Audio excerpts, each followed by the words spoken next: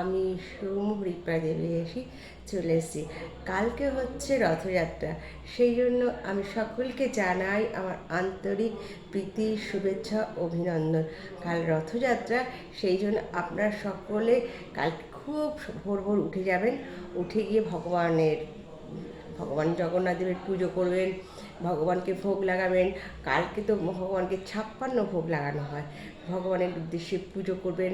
ভগবান এত জাগ্রত, ভগবান এই দিনকে, রথযাত্রার দিনকে তিনি রাস্তায় নেমে আসেন, এবং যারা এই দিনকে, রথযাত্রার দিনকে ভগবানের দড়ি স্পর্শ করবে, তাকে এই জড়জাগতিকে আর ফিরে আসতে হয় না, একদম ভগবত ধামে তাকে চলে যেতে হয়।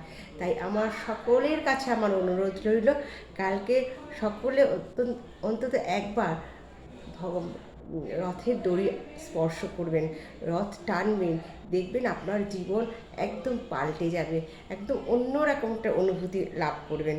তাই হরে কৃষ্ণ, শুভরাত্রি, ভালো থাকবেন। হরে কৃষ্ণ। সকলকে জানাই আমার আন্তরিক ভালোবাসা। হরে কৃষ্ণ।